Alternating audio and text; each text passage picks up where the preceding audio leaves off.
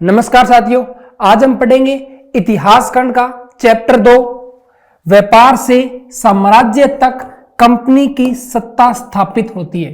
देखो बच्चों, जब मैं बात करता हूं अंग्रेजों की या मैं बात करूं ईस्ट इंडिया कंपनी की, देखो ईस्ट इंडिया जो कंपनी थी वो भारत में व्यापार के दृष्टिकोण से आई थी। 1651 के पास ईस्ट इंडिया कंपनी ने अपनी पहली व्यापारिक कोठी या मैं से बोलूं पहली फैक्ट्री डाली थी इंडिया के अंदर। बाद में धीरे धीरे यहां के शासकों से उन्हें छूट मिलती गई और धीरे धीरे उन्होंने देखा कि अगर यहां खुद का ही साम्राज्य हो जाए तो हमें किसी से छूट मांगनी ही नहीं पड़ेगी।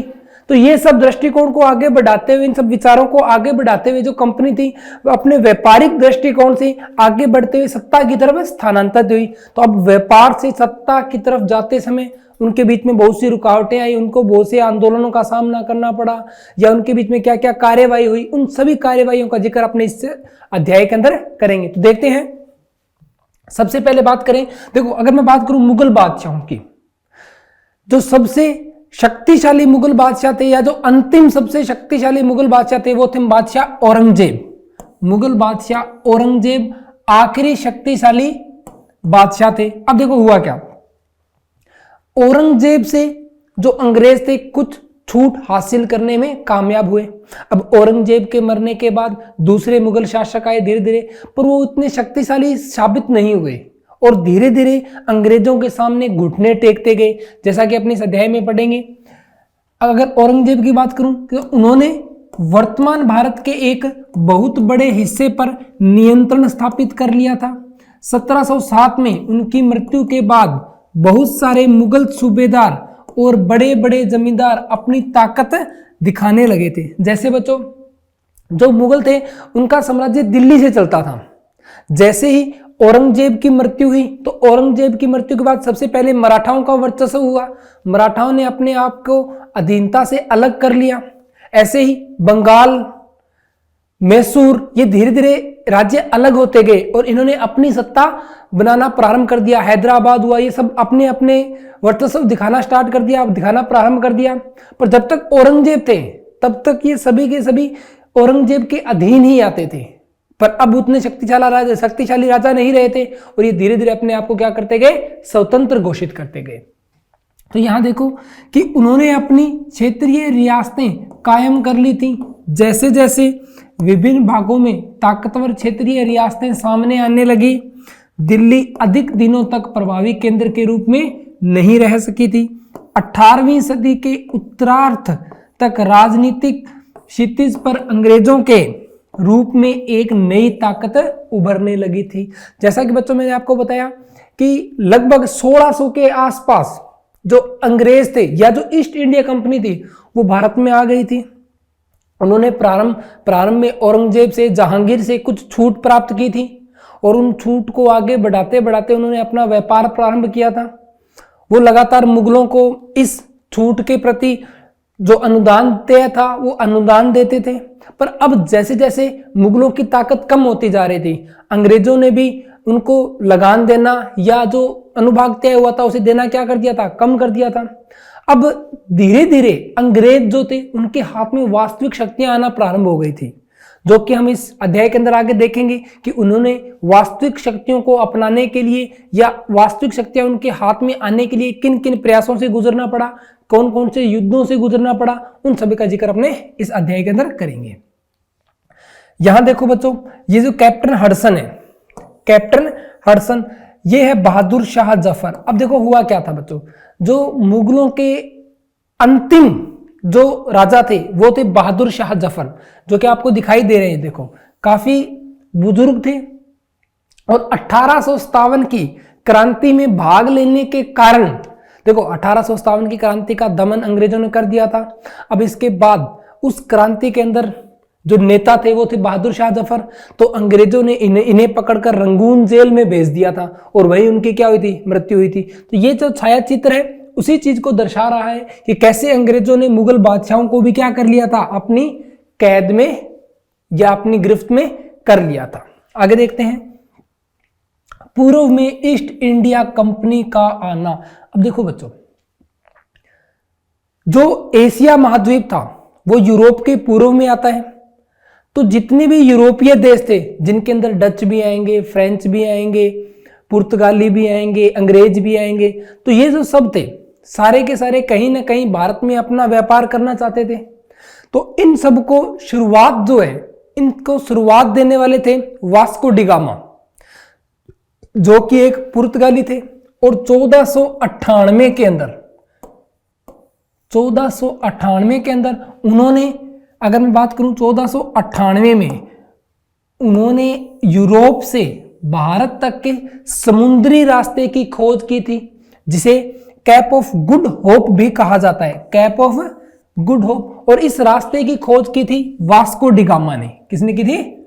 वास्को डी गामा ने खोज की थी। और इसी खोज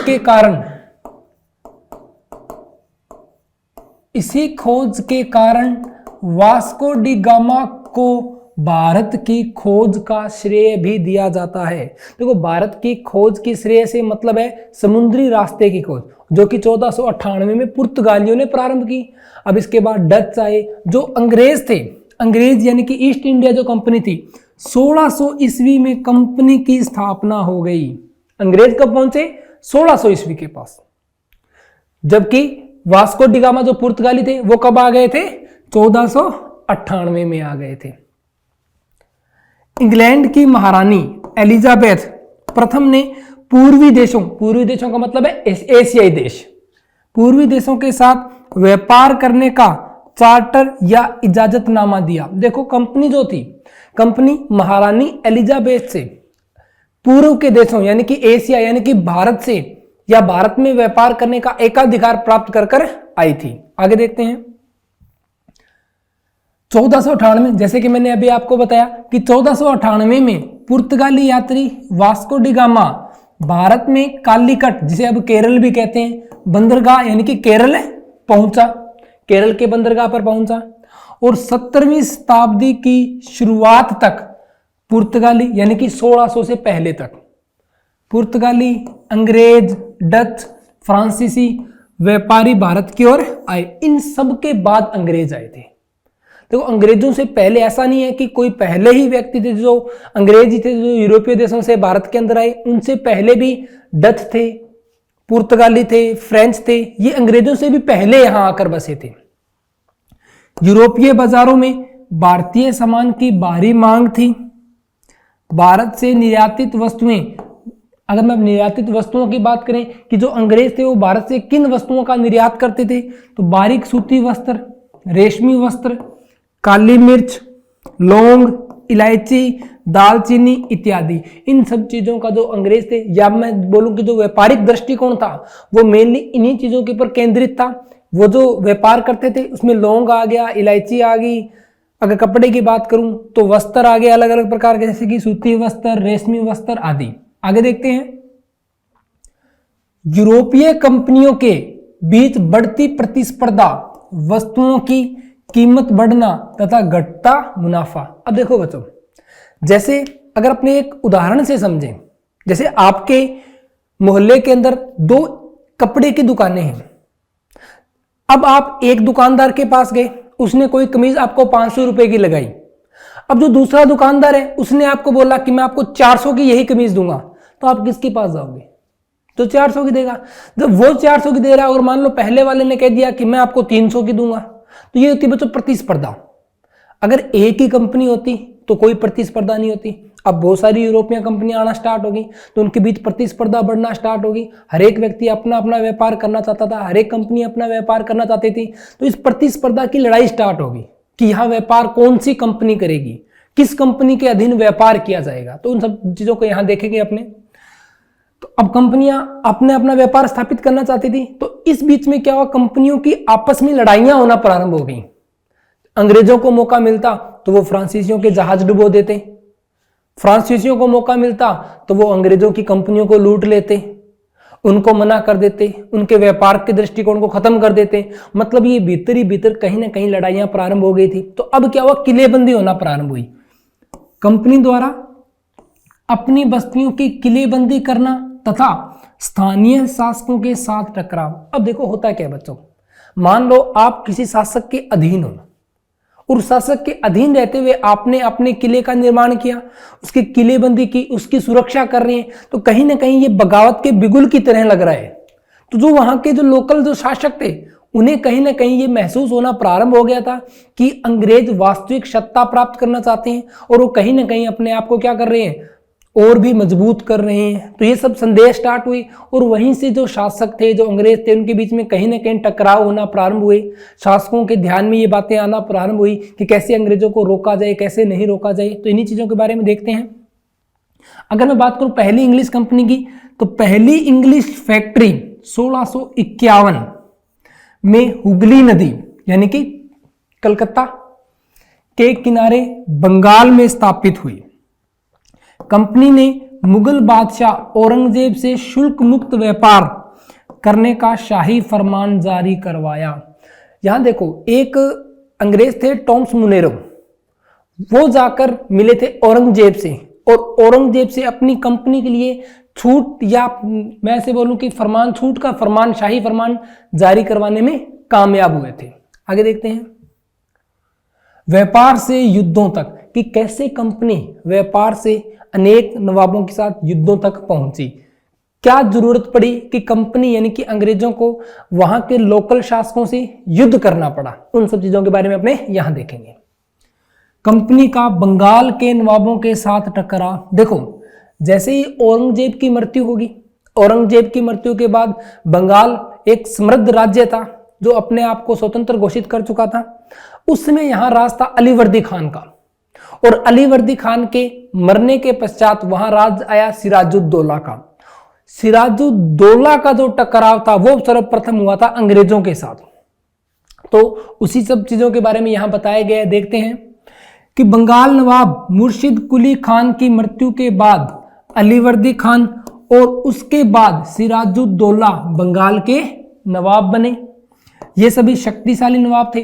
देखो बच्चों, इनका शक्तिशाली होने का कारण था क्योंकि बंगाल जो है वो आर्थिक दृष्टि से काफी समृद्ध राज्य था। बंगाल के पास खुद की एक बहुत बड़ी सेना थी, तो इसीलिए अपने आप में क्या थे, शक्तिशाली थे, जिन्होंने कंपनी पर नियंत्रण बनाए रखा। यानी कि इन लोगों ने कंपनी को ज्यादा छूट प्रदान नहीं की और अपने नियंत्रण में रखा।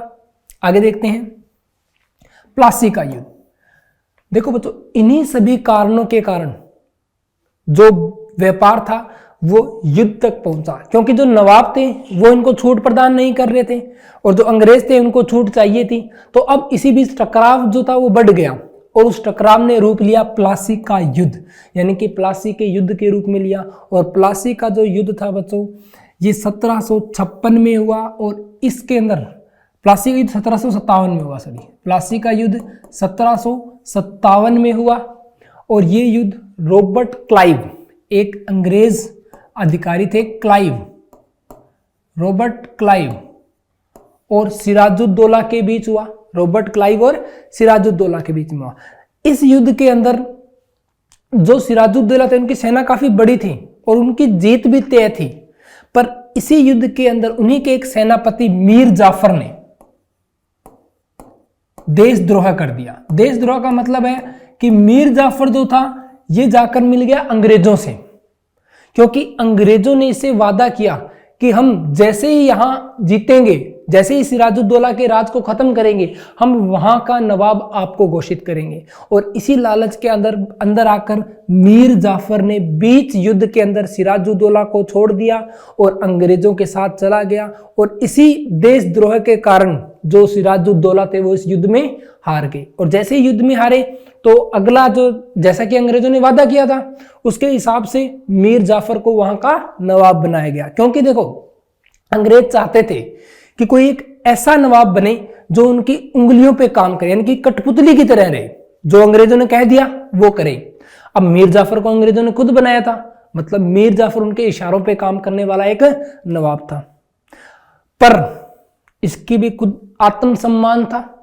अपने आत्मसम्मान के कारण अब धीरे धीरे इसने भी अंग्रेजों की बातें मानना बंद कर दिया था या कम कर दिया था।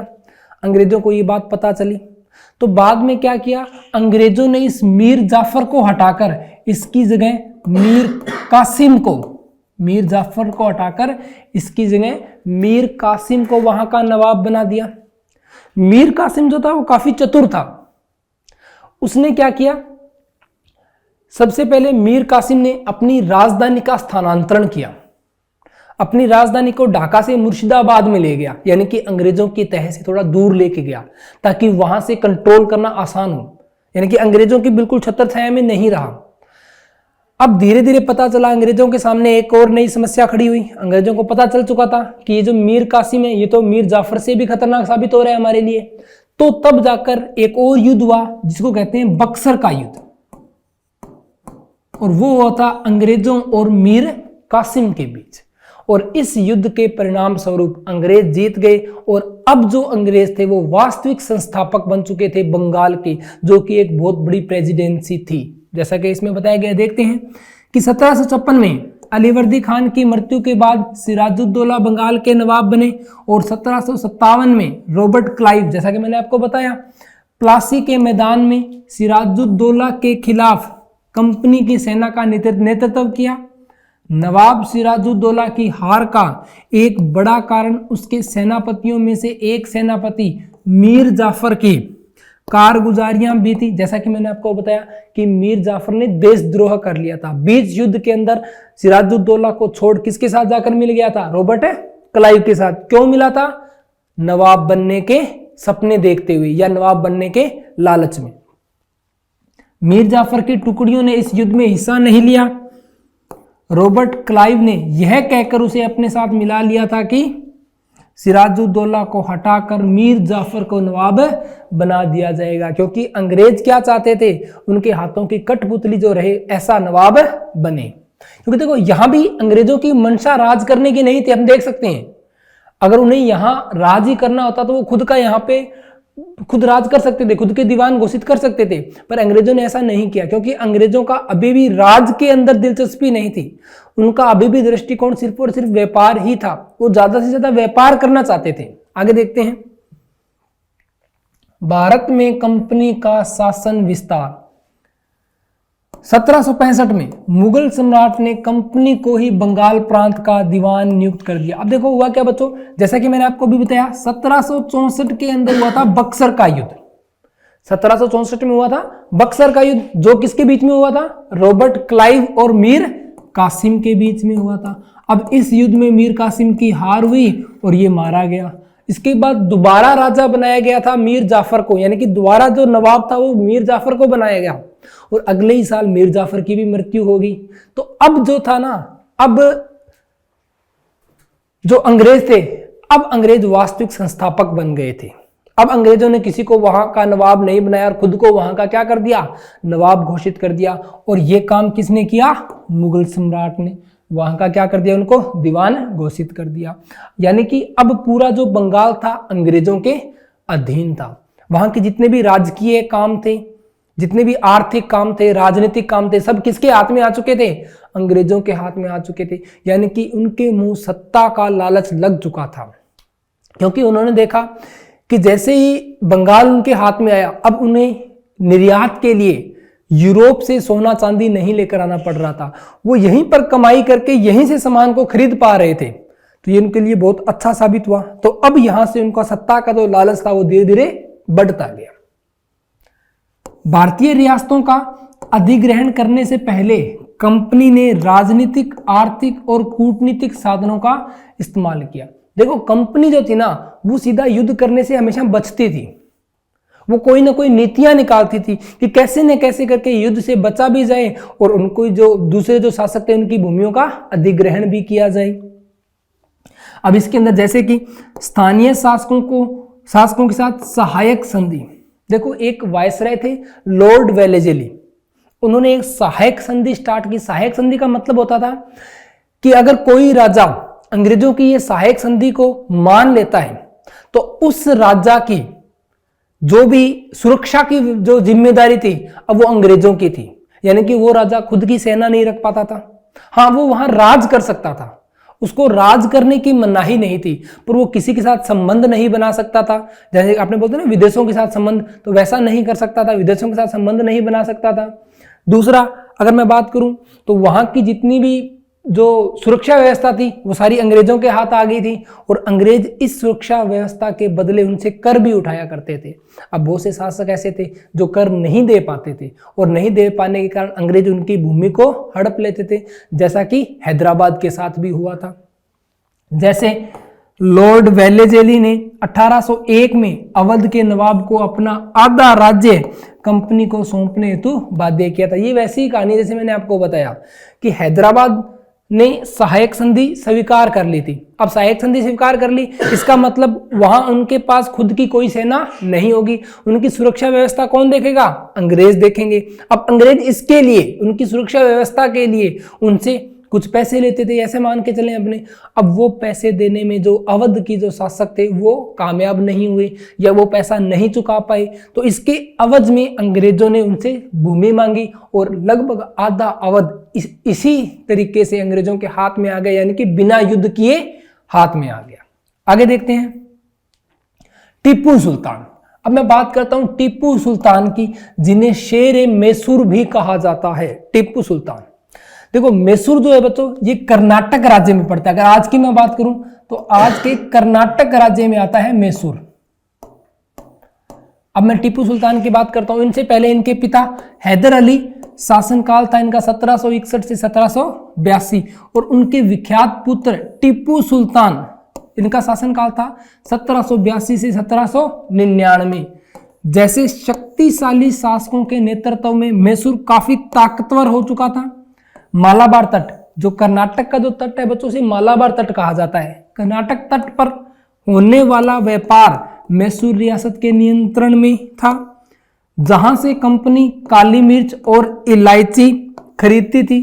1785 में टीपू सुल्तान ने अपनी रियासत में पड़ने वाले बंदरगाहों से चंदन की लकड़ी, काली मिर्च और इलायची का निर्यात रोक दिया था। जैसा कि मैंने आपको बताया टीपू सुल्तान जो थे वो मैसूर के राजा थे। मैसूर यानी कि कर्नाटक, अगर मैं आज के हिसाब से बात करूं, और कर्नाटक के अंदर देखो अगर मैं बात करूं, जैसे ये अगर भारत है तो ये जो एरिया था हमारा, ये जो क्षेत्रफल था ये कर्नाटक के अंदर आता है, बिल्कुल नीचे केरल है। इस तट को बोला जाता है मालाबार तट। तो इस तट पर जितने भी बंदरगाह थे वो सारे जो बंदरगाह थे वो टीपू सुल्तान के अधीन थे या टीपू सुल्तान के शासन के अंतर्गत आते थे। टीपू सुल्तान अपने आप में एक शक्तिशाली राजा था, तो इसने क्या किया, जो अंग्रेज थे उनके ऊपर ज्यादा कर लगाना प्रारंभ कर दिया, या मैं ऐसे बोलूं कि उसने वहां से जो भी व्यापार हो रहा था उस सारे व्यापार को क्या कर दिया, रोक दिया। अब देखो, अब इससे आपको पता है जब व्यापार रोक दिया तो कंपनी को घाटा होने वाला था।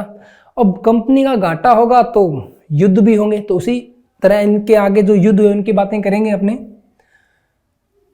टीपू सुल्तान ने भारत में रहने वाले फ्रांसीसी व्यापारियों से घनिष्ठ संबंध विकसित किए और उनकी मदद से अपनी सेना का आधुनिकीकरण किया। वो कहते हैं ना कि दुश्मन का दुश्मन जो होता है वो दोस्त होता है, तो वही बात इनके साथ थी, क्योंकि टीपू सुल्तान को पता था जो फ्रांसीसी हैं और जो अंग्रेज हैं ये दोनों व्यापार करने आए, प्रतिस्पर्धा का माहौल है, तो इन दोनों की आपस में क्या चल रही है, लड़ाई चल रही है। इधर टीपू सुल्तान की किसके साथ लड़ाई चल रही थी, अंग्रेजों के साथ, यानी कि दोनों फ्रांसीसी और टीपू सुल्तान दोनों दुश्मन थे किसके, अंग्रेजों के। तो अब उन दोनों ने आपस में क्या मिला लिया, हाथ मिला लिया, ताकि अंग्रेजों को आसानी से हराया जा सके। या मैं ऐसे बोलूं कि टिप्पू सुल्तान ने अपनी सेना का आधुनिकीकरण करने के लिए, क्योंकि देखो जो फ्रांसीसी थे वो भी आधुनिक युग से यानी कि यूरोप से आए थे, तो उन्हें भी वहां के जो रीति रिवाज की मैं अगर बात करूं, वहां के हथियारों की बात करूं, सब चीजों से वो सब चीजों को वो जानते थे। तो उन सब का ज्ञान प्राप्त करने के लिए टीपू सुल्तान ने किसके साथ हाथ मिलाया, फ्रांसीसियों के साथ हाथ मिलाया। मैसूर के साथ अंग्रेजों की 4 बार जंग हुई। अगर मैं बात करूं कि मैसूर अंग्रेज जो युद्ध थे, कितने युद्ध थे, 4 बार युद्ध हुए। जो पहला युद्ध था वो हुआ 1767 से 1769, 2 साल चला। दूसरा 1780 और 1784। उसके बाद तीसरा 1790 से 1792 और लास्ट जो युद्ध था वो था 1799।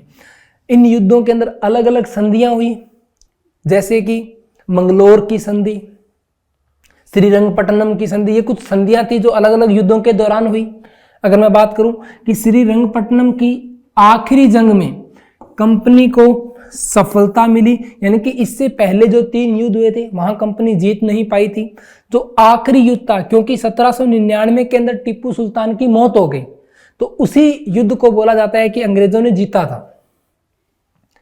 अपनी राजधानी की रक्षा करते हुए टीपू सुल्तान मारे गए और मैसूर का राजकाज पुराने वाडियार राजवंश के हाथों में सौंप दिया गया। जैसा कि मैंने आपको बताया, अंग्रेज अभी तक खुद शासन नहीं करना चाहते थे, अंग्रेज सिर्फ व्यापार करना चाहते थे, तो वहां के शासकों को हटाकर ऐसे शासक बनाते थे जो उनके इशारों पर काम करें, यानी कि शासन व्यवस्था वही देखें, बाकी जितने काम है वो अंग्रेज खुद करें, ताकि वहां से उनको जो भी छूटें मिलनी चाहिए थी वो लगातार मिलती रहे। इसके साथ ही मैसूर पर भी सहायक संधि थोप दी गई। सहायक संधि जैसा कि मैंने आपको बताया लॉर्ड वेलेजेली ने प्रारंभ की थी, और सहायक संधि थोप दी मतलब अब मैसूर को अपनी सेना रखने का अधिकार नहीं था, वहां की सुरक्षा किसके जिम्मे थी? अंग्रेजों के जिम्मे थी। अंग्रेजों की मराठों से लड़ाई। देखो, अंग्रेजों ने समय समय पर अनेक युद्ध किए, जिनमें अभी तक अपने पढ़ चुके हैं कि सबसे पहले कैसे बंगाल में प्लासी का युद्ध और बक्सर का युद्ध हुआ, उसके बाद मैसूर के साथ युद्ध हुए, ऐसे ही अंग्रेजों का युद्ध मराठाओं से भी हुआ। देखो, मराठा मध्य भारत के अंदर अपने आप में एक बहुत बड़ी ताकत थे। अंग्रेज इस समय से पहले पहले जो दक्षिण का जो हिस्सा था सारा अंग्रेजों के कब्जे में आ चुका था, पर मध्य भारत कहीं ना कहीं अभी भी मराठों के अधीन था। तो अब अगला जो टारगेट मैं बोलूं या जो निशान जो बोलूं वो था अंग्रेजों की मराठों से लड़ाई। 1761 में पानीपत की तीसरी लड़ाई में हार के बाद दिल्ली से देश का शासन चलाने का मराठों का सपना चूर चूर हो गया। देखो बच्चों, पानीपत की जो तीसरी लड़ाई थी, इस लड़ाई के अंदर मराठा हार गए थे। अहमद शाह अब्दाली के साथ हुई थी, जो कि एक अफगान थे। तो अहमद शाह अब्दाली ने यहां मराठाओं को हरा दिया था, और मराठाओं की हार के कारण, देखो मराठा अगर इस युद्ध में जीत जाते तो जीतते ही जो दिल्ली थी, दिल्ली कहीं ना कहीं मराठाओं के अधीन चली जाती, और उस समय भारत का शासक दिल्ली को ही माना जाता था, यानी कि पूरे भारत पर जो शासक था वो शासन था वो किसका हो जाता? मराठाओं का हो जाता। पर ऐसा नहीं हो पाया, उन्हें कई राज्यों में बांट दिया गया। अब देखो, जैसे ही पानीपत का युद्ध में हार हुई, तो पानीपत के युद्ध के बाद मराठाओं के अंदर भी क्या हुआ? मतभेद प्रारंभ हुए, और मराठा भी अलग अलग राजवंशों के रूप में बंट गए। जैसे कि इन राज्यों की बागडोर सिंधिया, होलकर, गायकवाड़ और भोंसले जैसे अलग अलग राजवंशों के हाथों में थी। सबसे पहले अगर मैं बात करूं, ये सारे एक ही हुआ करते थे, जिनको मराठा का साम्राज्य कहा जाता था।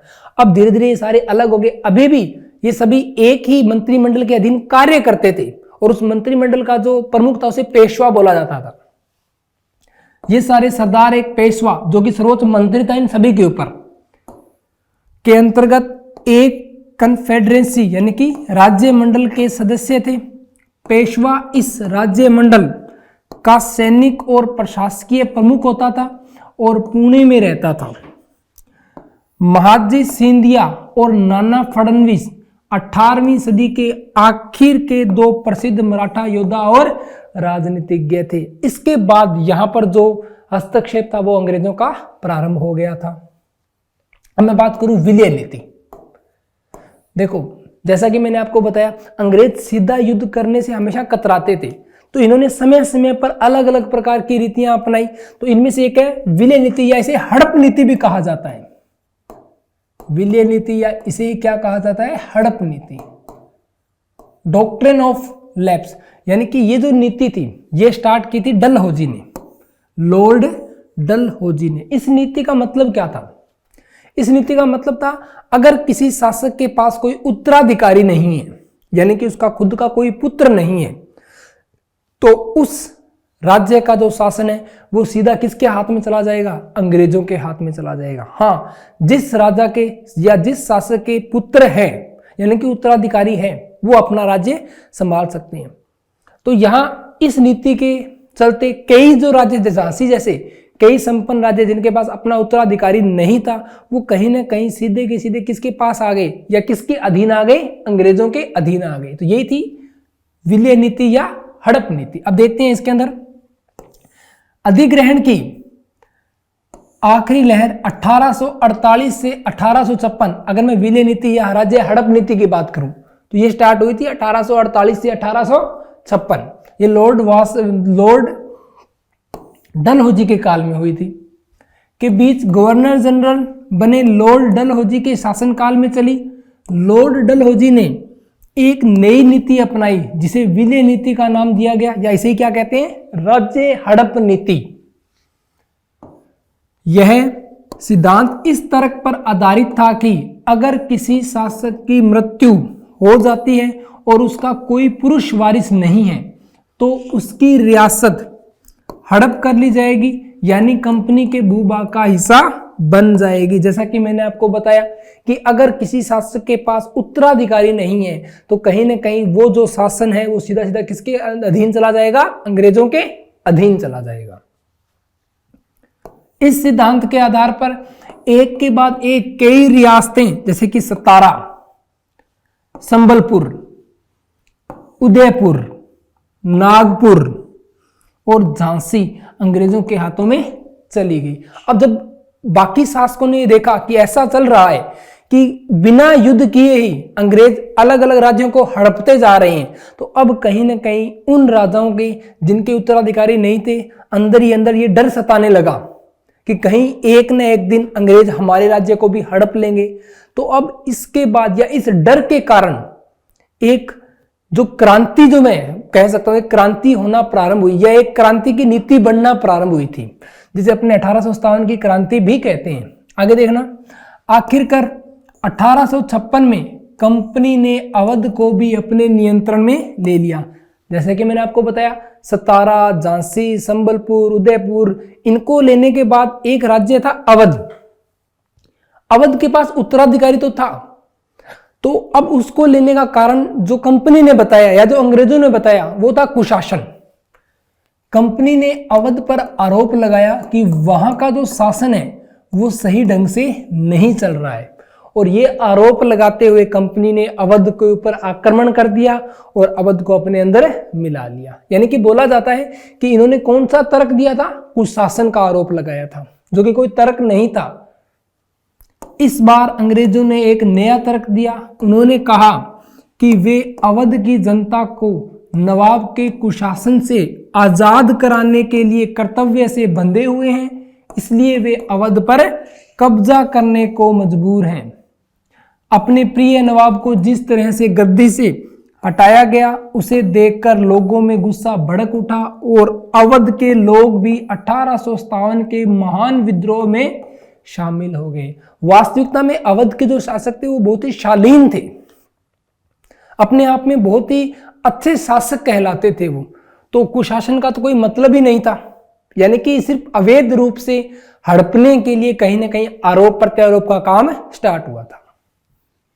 अब हम बात करते हैं नए शासन की स्थापना, कि कैसे अंग्रेजों ने नया शासन बनाया, कैसे आगे बढ़े। वॉरेन हेस्टिंग्स, जो कि पहले, अगर मैं बात करूं कि जो पहले वायसराय थे, या मैं से बोलूं कि पहले गवर्नर जनरल जो थे अंग्रेजों की तरफ से, वो थे वॉरेन हेस्टिंग्स, और जो अंतिम थे वो थे लॉर्ड माउंटबेटन। तो उन्हीं सब के बीच में कालक्रमानुसार कैसे कैसे बढ़ा उनके बारे में बात करेंगे। वॉरेन हेस्टिंग्स के समय तक आते आते कंपनी ने केवल बंगाल बल्कि बंबई, मद्रास में भी सत्ता हासिल कर चुकी थी। ब्रिटिश इलाके मोटे तौर पर प्रशासकीय इकाइयों में बंटे हुए थे, जिन्हें प्रेसिडेंसी कहा जाता था। उस समय 3 प्रेसिडेंसी थी, बंगाल, मद्रास और बंबई। देखो, बंगाल, मद्रास और बंबई, इनके खुद के जनरल हुआ करते थे, और सबसे बड़ा था बंगाल का गवर्नर, जिसको गवर्नर जनरल कहा जाता था।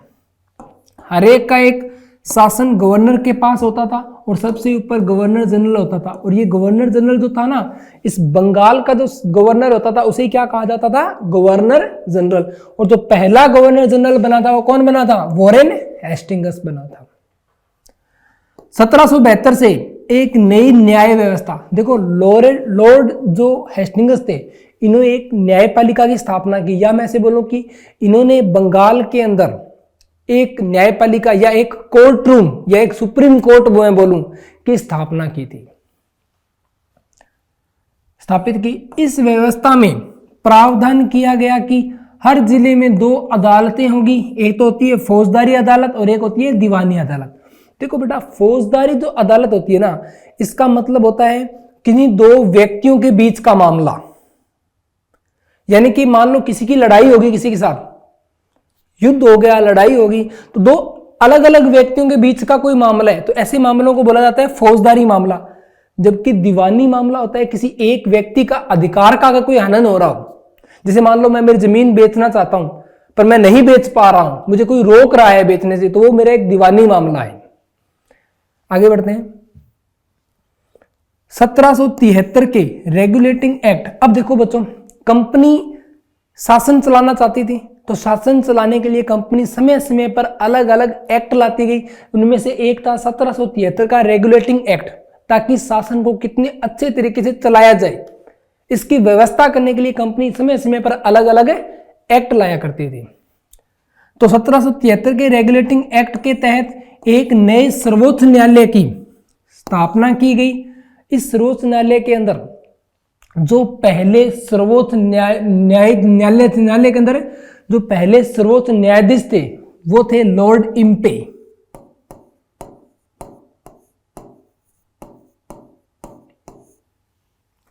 इसके अलावा कलकत्ता में अपीलीय अदालत, सदर निजामत अदालत की भी स्थापना की गई। तो इस अध्याय के अंदर हमने देखा कि कैसे अंग्रेजों ने व्यापारिक दृष्टिकोण से भारत में आते हुए कैसे सत्ता की स्थापना की, उन्हें सत्ता की स्थापना के लिए किन किन मुश्किलों से गुजरना पड़ा और सत्ता की स्थापना कैसे प्राप्त हुई। तो देखो, सत्ता की स्थापना के लिए हमने देखा कि कहीं सहायक संधियों का उपयोग किया गया, तो कहीं राज्य हड़प नीति का उपयोग किया गया, तो कहीं डायरेक्ट युद्ध के माध्यम से अलग अलग जगहों पर सत्ता की स्थापना की गई। तो इस अध्याय के अंदर हमने यही सब कुछ देखा और अब मिलते हैं हमारे अगले अध्याय के साथ। धन्यवाद।